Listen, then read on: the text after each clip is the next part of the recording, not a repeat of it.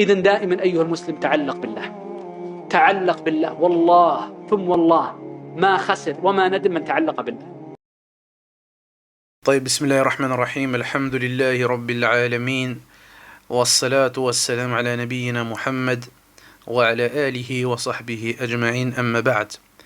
Donc aujourd'hui, bi'idhnillah azza wa jal, on poursuit notre lecture dans les 40 hadiths de l'imam al-Nawawi rahmatullahi alayhi.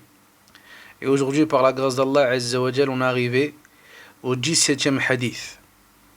Donc c'est un hadith qui est rapporté par Abi Ya'la Shaddad ibn Aws radiyallahu anhu عن رسول الله صلى الله عليه وسلم قال: إن الله كتب الإحسان على كل شيء، فإذا قتلتم فأحسنوا القتلة، وإذا ذبحتم فأحسنوا الذبحة، وليحد أحدكم شفرته وليرح ذبيحته. رواه Muslim. Donc le prophète sallallahu alayhi wa sallam, il nous dit dans ce hadith énorme, il nous dit: Inna Allah kataba al-ihsana ala kulli shay. Il nous dit qu'Allah azza wa jal a légiféré, et ici kataba, le sens c'est shara'a. C'est qu'Allah azza wa jal, il a légiféré la bienséance dans toute chose. C'est-à-dire que dans la vie de l'être humain, eh bien, le serviteur, il lui sera demandé de faire preuve de bienséance dans chaque chose. Dans sa relation avec Allah azza wa jal en premier lieu. On l'a vu, c'est que tu adores Allah azza wa jal comme si tu le voyais. Et si toi tu ne le vois pas, eh bien tu sais que lui, subhanahu wa ta'ala, il te voit. Le deuxième type de ihsan, c'est l'ihsan, la bienséance envers ta propre personne, qui est le fait de ne pas être négligent envers cette dernière, et en la privant des biens de ce bas monde ainsi que des biens de l'au-delà, en négligeant ce qu'Allah Jalla wa Ala nous a rendu obligatoire, et en accomplissant ce qu'Allah subhanahu wa ta'ala nous a interdit. Et de même la bienséance envers l'âme, envers ta propre personne, eh bien c'est le fait de ne pas abuser, de ne pas dépasser les limites que la législation islamique a mis en place. C'est-à-dire que tu ne dois pas rendre illicite ce qu'Allah azza wa jal a autorisé.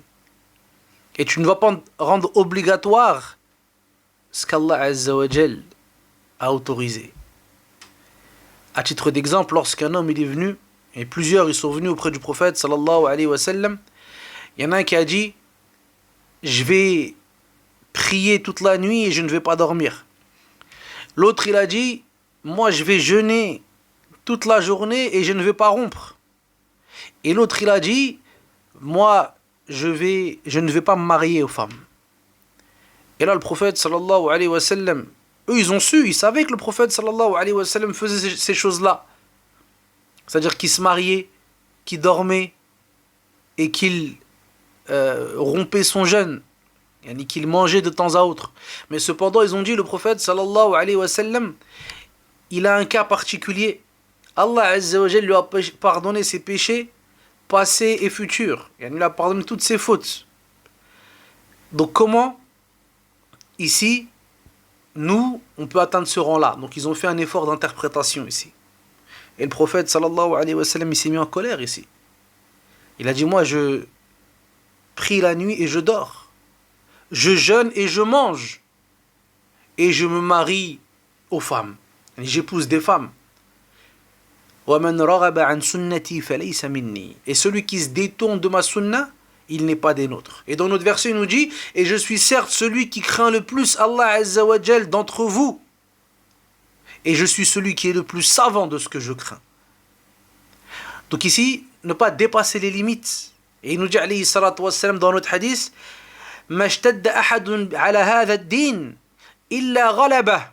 Il n'y en a pas un qui fait preuve de dureté dans cette religion sans que cette religion prenne le dessus sur lui.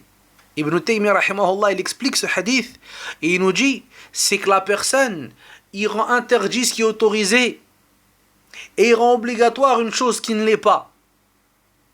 Dis-toi que celui qui fait ça là, il est rentré dans une caractéristique qui est blâmable et qui n'est pas une chose qui est louable, même si lui il prétend la religiosité à travers cela. Pourquoi? Parce qu'Allah Azza wa Jal, il n'aime pas la dureté. يريد الله بكم اليسر ولا يريد بكم العسر. Allah nous dit dans le Coran, Allah il veut pour vous la facilité et il ne veut pas pour vous la difficulté. Donc là ici on comprend que même avec ta personne, eh bien tu dois avoir ce ihsan, cette bienséance. Puis le troisième type de bienséance que la personne doit avoir, c'est envers les créatures. Le fait d'être bienfaisant envers eux, de ne pas leur causer du tort, d'être une cause de bien pour eux, de les appeler à la religion de droiture, la religion de l'islam, leur donner leurs droits.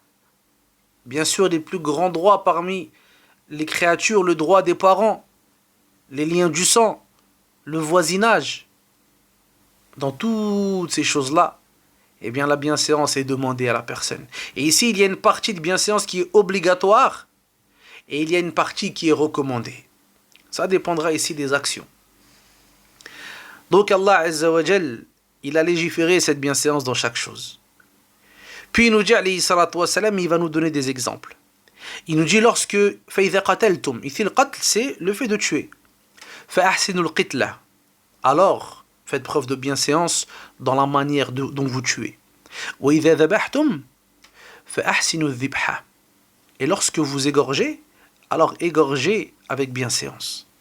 Ici les savants ils nous disent pourquoi le prophète sallallahu alayhi wa sallam il a mentionné ces deux exemples-là alors qu'il aurait pu en mentionner beaucoup d'autres.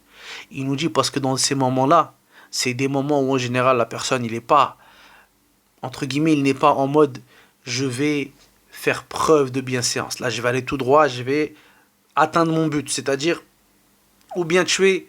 Quand on parle de tuer, on parle de tuer ici la chose qui ne se mange pas, et quand on parle d'égorger, c'est pour égorger la chose qui se mange. Et quand on parle de tuer ici la chose qu'Allah Azza wa Jal nous a permis. Comme par exemple une bête qui veut nous causer du tort, un chien, un prédateur, un serpent ou autre, ou bien les savants nous donnent l'exemple de l'apostat ou autre.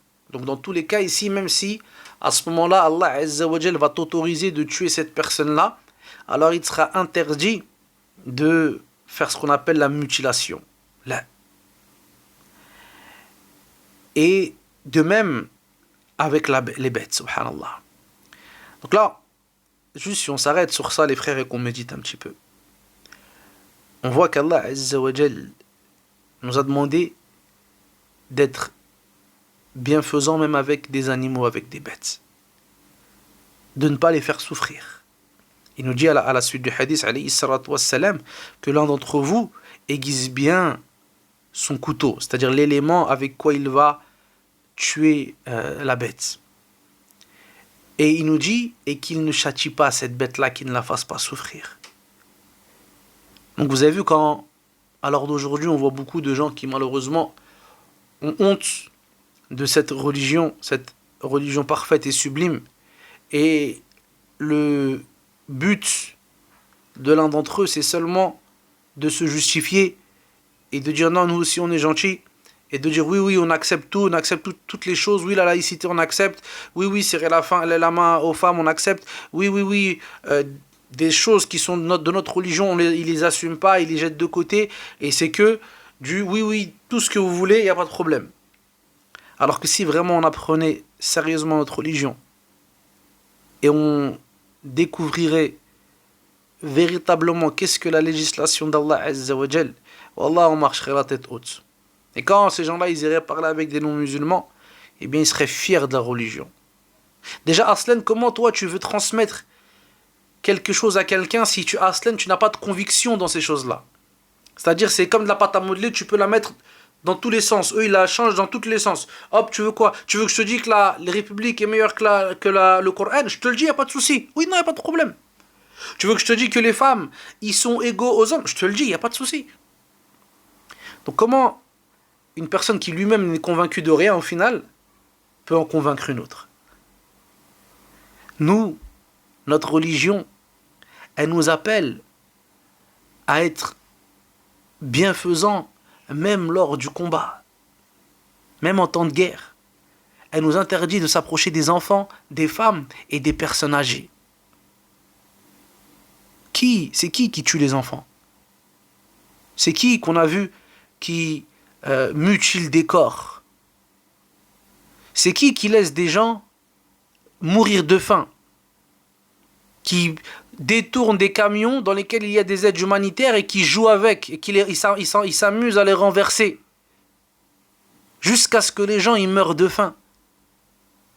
Nous, l'islam, il nous a interdit cela, même avec nos ennemis. Le gars, il te dit quoi, alayhi salatu wassalam? Lorsque toi, tu vas tuer la personne, là, tu es au combat, tu vas le tuer. Il te dit quoi? Attention, joue pas avec ça, c'est une vie humaine. Tue-le avec bienséance. C'est-à-dire que tu ne le fais pas souffrir. Donc, qui, ici, est plus en droit de prétendre l'humanité? Ces gens-là, là, qui lorsque c'est des Arabes et des musulmans, alors là, il n'y a pas de souci, des enfants, il n'y a pas de problème. Des hôpitaux, il n'y a pas de problème. Il n'y a pas de souci. Après, on va dire, non, mais attends, ils nous sortent une excuse. Bah oui, une excuse, après on dit, ok, bah c'est bon, il n'y a pas de problème.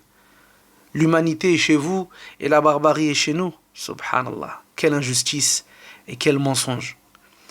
Le prophète, sallallahu alayhi wa sallam, il nous rapporte, et lorsqu'un jour, justement, il a vu un homme comme ça, passer avec sa bête et il l'a tiré par les oreilles, il lui a dit, alayhi salatu wassalam, da' udhunaha, wa khudh bi salafatiha. Il a dit, délaisse ses oreilles, arrête de la tirer par les oreilles et prends-la plutôt par le cou. Et un homme, un jour, il a dit au prophète, sallallahu alayhi wa sallam, il lui a dit, Ya Rasulallah, lorsque j'égorge ma bête, ana arhamuha, je lui fais miséricorde. Le prophète sallallahu alayhi wa sallam, il a dit quoi? Il a dit Asha in rahimtaha rahimakallah. Il a dit la bête, si tu lui fais miséricorde, eh bien Allah il te fera miséricorde. Et Mutarrif ibn Abdullah il disait Inna Allah la yarham bi rahmatil usfour. Il dit Allah azza wa jal il fait miséricorde à la personne de par la miséricorde que la personne il a envers les oiseaux. De par la miséricorde que la personne il a envers les oiseaux. Ça c'est des grands barbus qui disent ça avec des grands khamis. Oui, contrairement à ce qu'on veut nous faire croire, comme quoi on est des barbares, des... Là. Et vous savez, parmi les sagesses de ce qui se passe avec nos frères à Gaza, eh bien on a ça ici. Le fait que ces gens-là, qu'ils ont prétendu l'humanité, parce que nous on sait, les gens de la sunna, qu'Allah Azza wa Jal, il y a toujours de la sagesse dans ce qu'il fait. Allah Azza wa Jal, il ne crée pas un mal pur. Il y a toujours des sagesses. Même si des fois on ne le comprend pas, on ne le voit pas, il y en a toujours. Eh bien parmi les sagesses de cela, le fait qu'on a compris que depuis qu'on est petit, surtout nous qui avons grandi en Occident, eh bien tout ce qu'il nous a raconté depuis qu'on est petit, c'est que du mensonge.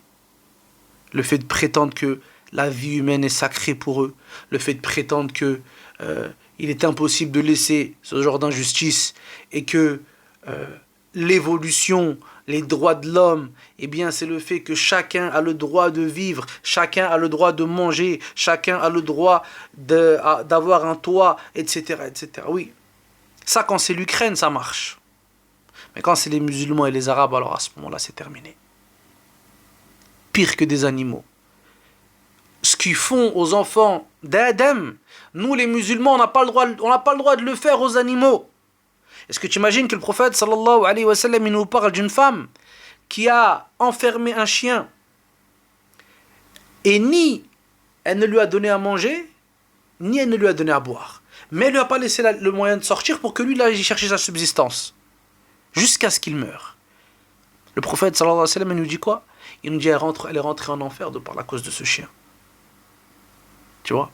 Ou plutôt un chat ici. Enfin, ici c'était un chat et le chien c'est un autre hadith. Donc ici, par la cause d'un animal, la personne, il va rentrer en enfer. Qu'est-ce qu'on devrait dire de personnes qui ont enfermé un peuple musulman qui dit La ilaha illallah, Muhammad Rasulullah, et qui les ont privés de nourriture et de boissons jusqu'à ce qu'ils meurent? C'est quelle barbarie ça! Comment des gens comme ça peuvent venir donner des leçons à nous, à notre religion? qui nous ont interdit de faire souffrir une bête au moment où on va l'égorger. L'imam Ahmed, il nous dit, la bête, on l'emmène au moment de la tuer, avant de la sacrifier, on l'emmène doucement. Et on lui cache le couteau de ses yeux. On ne lui montre pas le couteau pour ne pas l'effrayer. Et les fuqaha nous disent qu'il est aussi interdit d'égorger une bête devant sa sœur. Il nous dit, alayhi salatu wassalam, laqad qataltaha marratayn. Celui qui fait ça, il l'aura tué 2 fois. Donc comment ici, une religion qui a ses caractéristiques énormes, même envers les animaux, eh bien vous arrivez à la faire passer pour une religion d'extrémistes ou je ne sais quoi. Ça c'est de l'ignorance, de la malhonnêteté aussi, mais de l'ignorance et de la malhonnêteté de la part de ces gens-là, et aussi malheureusement beaucoup d'ignorance de la part des musulmans. Parce que si vraiment on connaîtrait notre religion, eh bien on serait fiers. On serait fiers de savoir qu'Allah Azza wa Jal nous a honorés de par le fait de faire preuve de bienséance dans chaque chose. Même avec notre ennemi, même avec celui qui t'a fait du tort pour ta religion, celui qui t'a combattu pour ta religion. T'as pas le droit, akhi. T'as pas le droit de le mutiler. T'as pas le droit de lui causer du tort jusqu'à le faire souffrir d'une manière qui ne convient pas. Donc ici, si on doit tirer des enseignements de ce hadith-là, eh bien c'est ça en priorité. Le fait de se rappeler que dans chaque chose, même dans des moments qui sont, entre guillemets, on pourrait se penser que là, c'est pas le moment de prendre des pincettes, comme on pourrait dire, eh bien non.